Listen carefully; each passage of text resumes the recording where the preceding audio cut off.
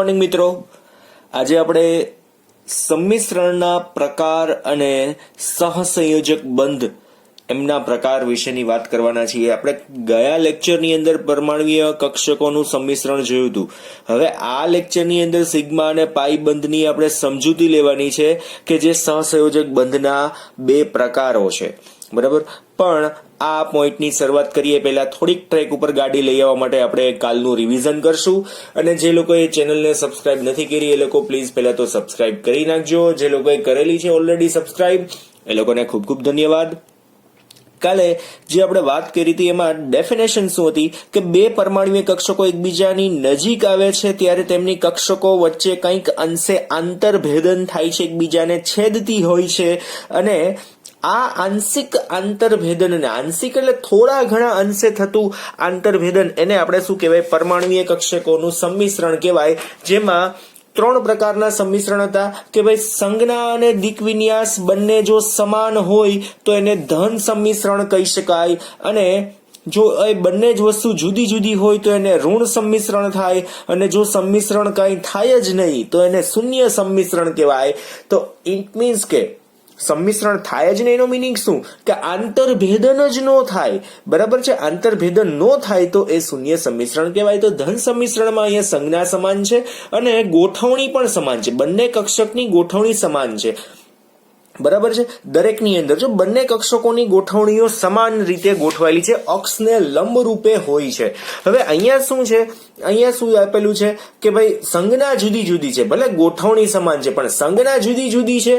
That's why એને ઋણ સંમિશ્રણ કીધું છે. અને આ લોકો તો અહીંયા આંતરભેદન કરતા જ નથી, એમ થોડુંક અંતર અહીંયા વચ્ચે હોય છે. આપણે ટચ કરાવી દીધું છે, થોડુંક અંતર હોય. જેમ આમાં કેમ આગા આગા છે, બાયધા હોય એમ આગા પાછા થઈ જાય.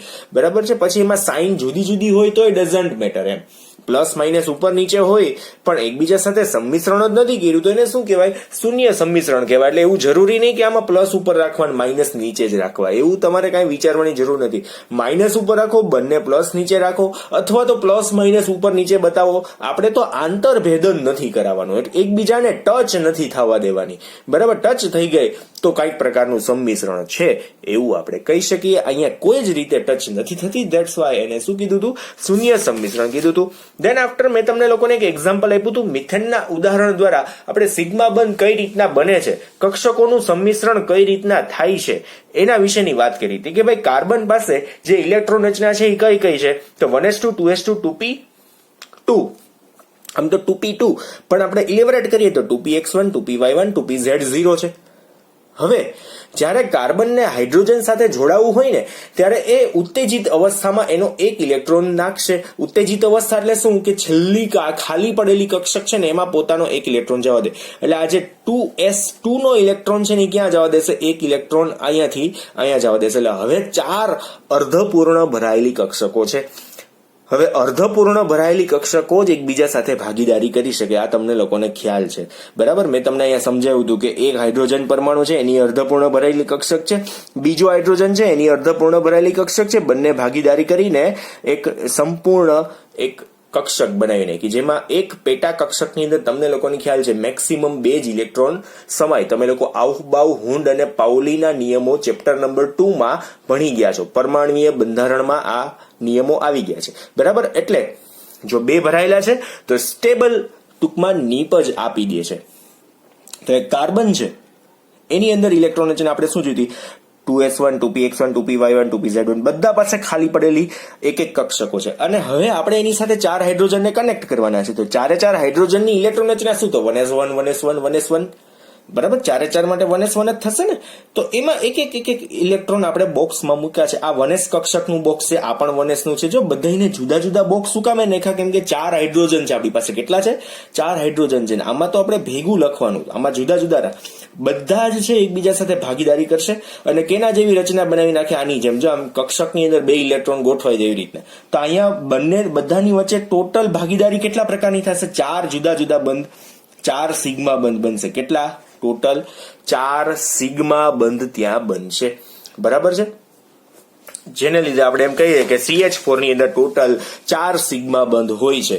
અને બીજી એક વાત આપણે આમાં ખાસ જોઈ કે ભાઈ કાર્બન સાથે જે પી કક્ષકો છે ને એ 90 ડિગ્રીના ખૂણે હોય છે, પણ એસ કક્ષક છે ને એનો આકાર ગોળાકાર છે. એનો આકાર ગોળાકાર હોવાથી એ ચોથો CH બંધ છે ને એની દિશા ચોક્કસ હોતી નથી. આપણે એવું પણ જોયું. તો પરમાણ્વીય કક્ષકોનું સંમિશ્રણ છે એ સદિશ રાશિ છે, એના ઉપરથી આપણે તારણ મેળવ્યું કે ભાઈ 3 બંધ તો ચોક્કસ, તો એને આપણે સદિશ કહી શકીએ. હાલો, પણ એક અચોક્કસના લીધે આખું બંધારણ અચોક્કસ કહેવાય.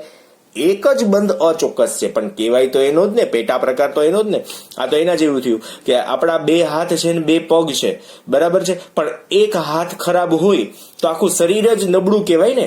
એમાં ખાલી એક હાથ નબળો છે એવું આપણે નહીં કહીએ, આખું શરીર નબળું છે. કોના લીધે? તો હાથના લીધે.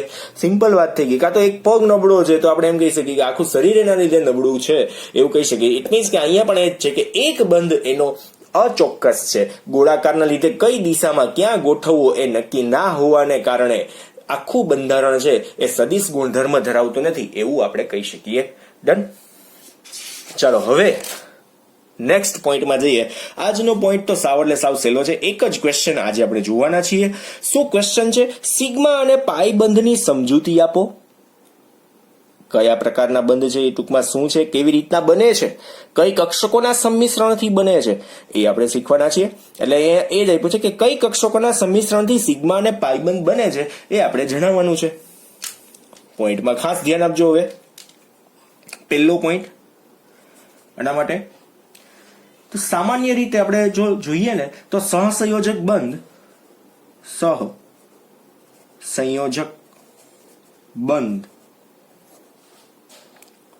સામાન્ય રીતે 2 પ્રકારના હોય છે. 2 પ્રકારના હોય છે. કયા કયા? તો આપણે એક કરીને લખીએ સિગ્મા, જેને આપણે આ રીતના લખી શકીએ સિગ્મા. બોલાશે આ સિગ્મા બંધ, અને બીજો છે એને આપણે કહીશું પાઈ. એને આપણે આ રીતના લખશું પાઈ બંધ. બરાબર છે? આ 2 પ્રકારના બંધ છે.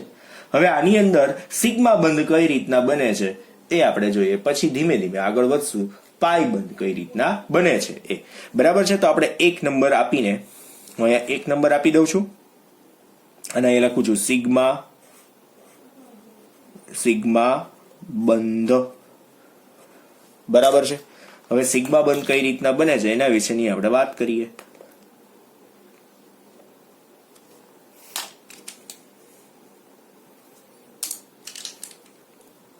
ધ્યાન આપજો. સિગ્મા બંધ આંતરકેન્દ્રીય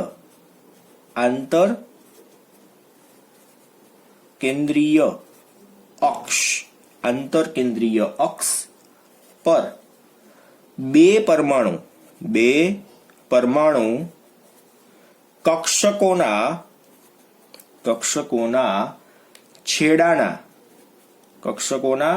છેડાના સંમિશ્રણ થી શું થાય છે? પ્રાપ્ત થાય છે. આંતરકેન્દ્રીય અક્ષ પરના સંમિશ્રણથી ટૂંકમાં આપણને સિગ્મા બંધ પ્રાપ્ત થાય છે. બરાબર છે? તો એ ટૂંકમાં એને આપણે શું કહી શકીએ? તેને શીર્ષ ઉપર અથવા કેવું કહી શકશું? અક્ષીય. આ ખાસ યાદ રાખવાનું છે. અક્ષીય સંમિશ્રણ કહે છે. ટૂંકમાં અક્ષીય સંમિશ્રણ હશે ને એને આપણે શું કહેશું? સિગ્મા બંધ. અને અક્ષને લંબ રૂપે જે સંમિશ્રણ થશે ને એ બધાને શું કહેશું? પાઈ બંધ. કઈ રીતના એ આપણે એના પ્રકાર જોઈએ. ફોર એક્ઝામ્પલ્સ તો અહીંયા આપણે આગળના પેજમાં એક્ઝામ્પલમાં આગળ વધીએ. બરાબર છે? એક્ઝામ્પલ માટે નેક્સ્ટ ધ્યાન આપજો. એક્ઝામ્પલ્સની અંદર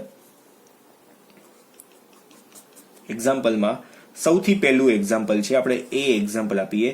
એસ અને એસ કક્ષકોનું સંમિશ્રણ. બરાબર. હવે દાખલા તરીકે આપણી પાસે અહીંયા એક એસ કક્ષક છે જેનો આકાર ગોળાકાર છે, તમને લોકોને ખ્યાલ છે, વત્તા એક બીજી એસ કક્ષક છે જેનો આકાર પણ ગોળાકાર છે. તો એ કેવી રીતના ગોઠવાશે? તો એકબીજાને શું કરશે? તો આ રીતના આપણે આમ એને એકબીજાને છેદી દઈએ હમણાં જ. જો આ રીતના આપણે છેદી. હવે એમાં અક્ષીય એટલે શું? તો અક્ષને સમાંતર રીતે અહીંયા આડી હોય ને તો અક્ષને સમાંતર કહેવાય. આ શું છે? એસ કક્ષક. આ પણ શું છે? એસ કક્ષક. અને અહીંયા શું છે?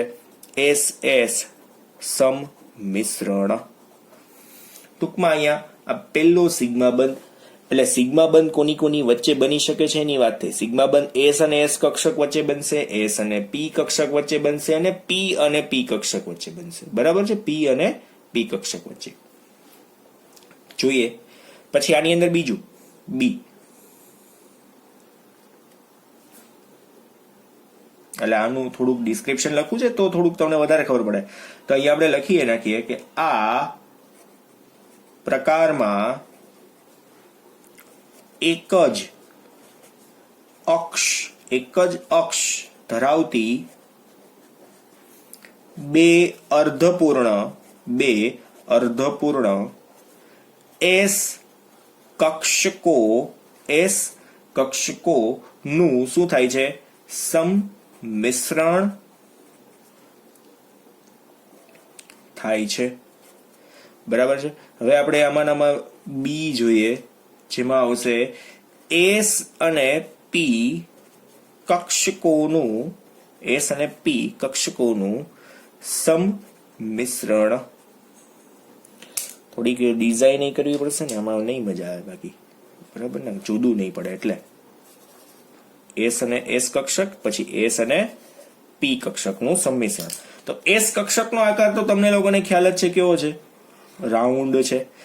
વત્તા પી કક્ષકનો આકાર કેવો છે? તો પી કક્ષક અહીંયા આપણે આમ ડંબેલ આકારે દોરવાની છે આડી. શું કામ એને? કેમ કે અક્ષીય કીધું છે. અક્ષને આમ સમાંતર રીતે ગોઠવાયેલી હોવી જોઈએ. અક્ષને સમાંતર અથવા તો અક્ષીય અથવા તો શીર્ષ રીતે. શીર્ષ એટલે શું? કે મોઢું આડું છે ને પૂંછડી આડી હોય એવું શીર્ષ, આમ આડું.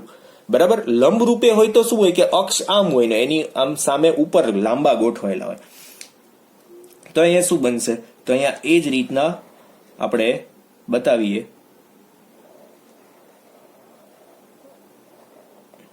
બરાબર છે. હવે આમાં જો લખીએ, આ કઈ કક્ષક છે? આ એસ કક્ષક છે. આ કઈ છે? આ પી કક્ષક છે. અને આ એસ અને પી સંમિશ્રણ છે. સંમિશ્રણ.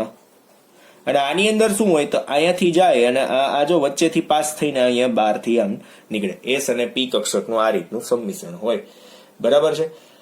તો આમાં અર્ધપૂર્ણ એસ અને પી કક્ષકનું સંમિશ્રણ અહીંયા આપણે લખવું હોય તો આ પ્રકારમાં શું આવશે?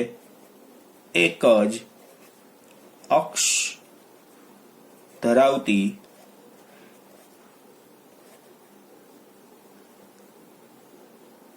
આપણે બે સીધું નહીં લખીએ, એસ અને પી અર્ધપૂર્ણ કક્ષકોનું શું થાય છે? સંમિશ્રણ થાય છે. બરાબર. એસ અને પી કક્ષકોનું શું થશે? અહીંયા સંમિશ્રણ થાય છે. હવે બીજું આવશે પી અને પી કક્ષકો. એ પણ અક્ષને સમાંતર જ હશે. પી અને પી કક્ષકો કઈ રીતના? તો આપણે સી જોઈએ આની અંદર.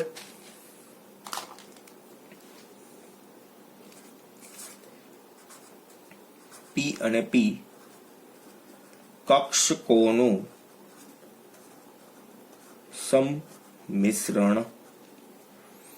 એમાં શું આવશે? અર્ધપૂર્ણ બે પી કક્ષકોનું શું આવશે? સંમિશ્રણ થાય છે. બરાબર. બે અર્ધપૂર્ણ પી કક્ષકોનું શું થાય? સંમિશ્રણ. ઓલામાં બે એસ કક્ષક હતી, પછી એક એસ અને એક પી હતી, હવે બે પી કક્ષકો. તો એનો આકાર કેવો હોય? તો આવી રીતના બે આંઠડા જ દોરવાના છે. વત્તા શું આવશે?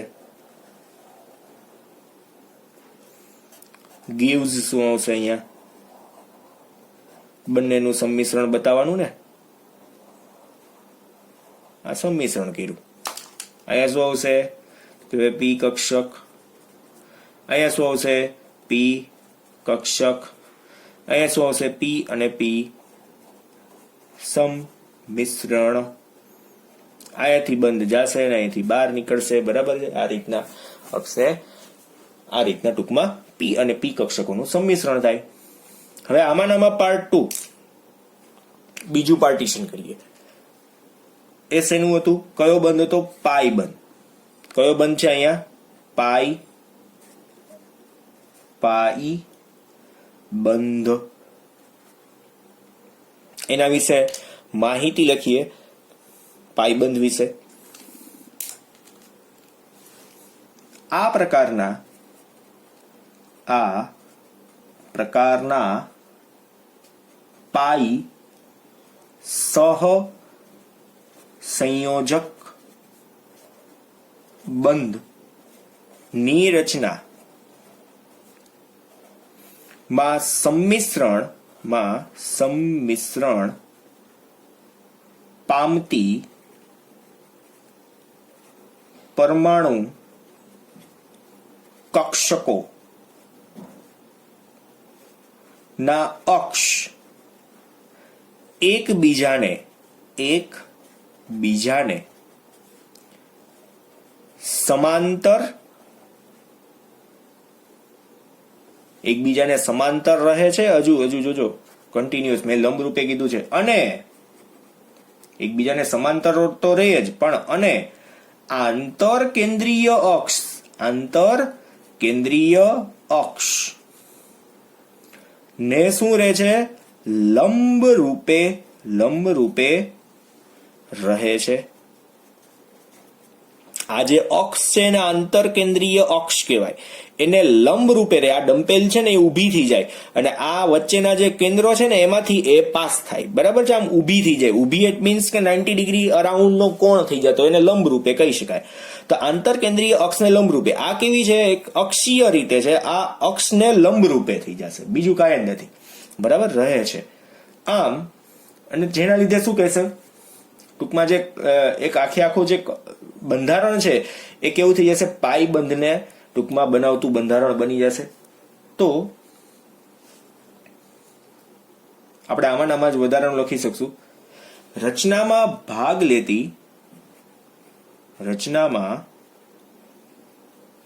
ભાગ લેતા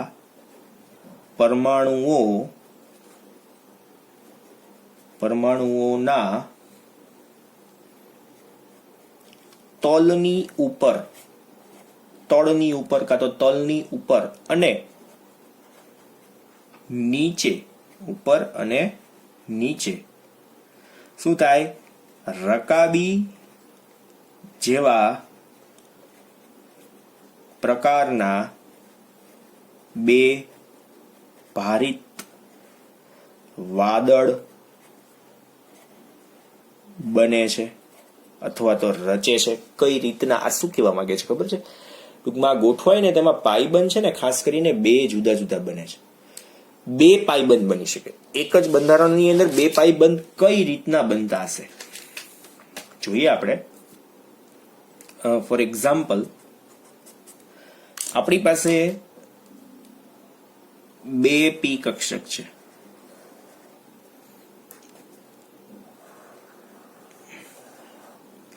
બરાબર? એ બે પી કક્ષકનું સંમિશ્રણ થાય ને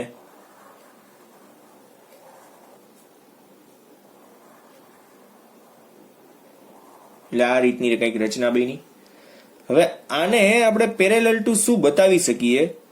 તો એ જ જે કક્ષકો છે, પહેલા આને આમ રાઉન્ડ ફોર્મમાં બતાવો, પછી આમ બીજું રાઉન્ડ ફોર્મ બતાવી દેવાનું. દોરવું સહેલું પડે, ધેટ્સ વાય. બરાબર? આ મોટું રાઉન્ડ, પછી આ નાનું રાઉન્ડ.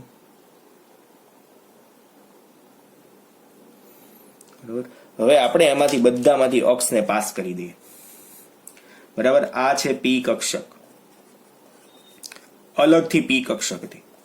હવે જ્યારે એકબીજામાં સંમિશ્રણ થાય ને ત્યારે એમના અક્ષ જે છે આ જે આંતરકેન્દ્રીય અક્ષ છે એમાંથી લંબરૂપે ટૂંકમાં પી અને પી કક્ષકોનું સંમિશ્રણ થયું છે. લંબરૂપે છે ઇટ મીન્સ એ બંને વચ્ચે પાઈ બંધ બનશે. પી કક્ષક સંમિશ્રણ.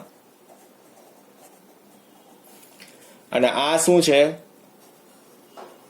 બે પાઈબંધ ટૂંકમાં બતાવવા માંગે છે. શું બતાવવા માંગે છે? બે પાઈબંધ. ઇટ મીન્સ ખરેખરમાં આપણે આમ જો બતાવીએ ને તો આ રીતનું કંઈક હોય. હું ફોર એક્ઝામ્પલ જ ખાલી જે ક્રોસ જે બતાવવા માંગુ છું. જે ક્રોસ જે આમાં શું હોય ખબર છે? દાખલા તરીકે આ એક પી કક્ષક છે, અક્ષને લંબરૂપે છે, અને આ બીજી પી કક્ષક છે જે પણ અક્ષને લંબરૂપે છે. એમાં શું બની શકે? તો આ ઉપરના ભાગ વચ્ચે પણ એક સંમિશ્રણ થાય જેમાં પાઈબંધ બને, અને આ નીચેના ભાગ વચ્ચે પણ સંમિશ્રણ થાય એમાં પણ પાઈબંધ બને. અને આ કન્ટિન્યુઅસ રાઉન્ડ ફોર્મમાં પ્લસ માઇનસ ફરતા જ હોય, કન્ટિન્યુઅસ ફરતા હોય. ફરતા હોવાના લીધે આ જે બંધને છે ને આપણે આ રીતના બતાવી શકતા.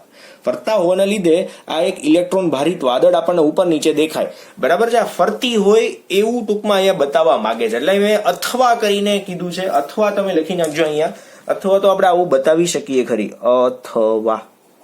બરાબર છે? અને પાઈબંધની સંખ્યા છે ને ભાઈ એક પણ હોય અને બે પણ હોય. સંમિશ્રણની ટૂંકમાં માત્રા ઉપર ડિપેન્ડ હોય છે, ખાલી પડેલી કક્ષકો ઉપર ડિપેન્ડ હોય છે. જે આપણે આ જ ચેપ્ટરની અંદર સંકરણ એવો પોર્શન ભણશું ને, સંકરણ, એની અંદર તમને બહુ ક્લિયર કટ ખબર પડી જશે. બહુ ક્લિયર કટ ખબર પડશે. બરાબર છે? સંકરણની અંદર અત્યારે આમાં નહીં સમજાય. અત્યારે આપણે ખાલી કઈ રીતના બને છે એ રીતના જ આપણે જોવાનું છે કે ભાઈ આમ શોર્ટ ની અંદર જો આપણે જોઈએ ને તો એસ વત્તા એસ કક્ષક નું સંમિશ્રણ થાય તો સિગ્મા બંધ બને. એસ અને પી નું સંમિશ્રણ થાય તો પણ સિગ્મા બંધ બને. અને પી વત્તા પી નું સંમિશ્રણ થાય તો પણ સિગ્મા બંધ બને. પણ શું હશે? અહીંયા અક્ષીય રીતે ગોઠવાયેલી હોય કક્ષકો અક્ષીય રીતે ગોઠવાય. અને પી વત્તા પી ના સંમિશ્રણથી શું બને? પાઈ બંધ બને. કયો બંધ બને? પાઈ બંધ. જેમાં શું આવશે? કક્ષકો અક્ષને શું થાય? લંબ રૂપે ગોઠવાય. બરાબર છે?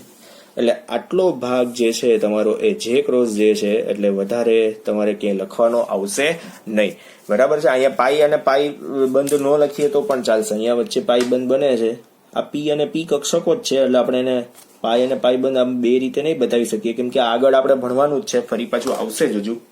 બરાબર? પાઈબંધની રચના માટેની વાત બધી જ આવશે.